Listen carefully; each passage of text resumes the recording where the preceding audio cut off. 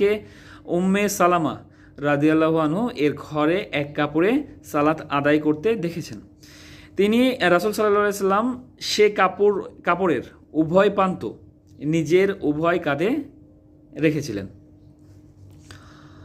সহিহ বুখারী হাদিস নম্বর 349, উবায়দ ইবনু ইসমাইল রহমতুল্লাহ আলাইহি ওমর ইবনু আবু সালামা রাদিয়াল্লাহু আনহু থেকে বর্ণিত, তিনি বলেন, আমি রাসূল সাল্লাল্লাহু আলাইহি সাল্লামকে এক কাপড় জড়িয়ে উম্মে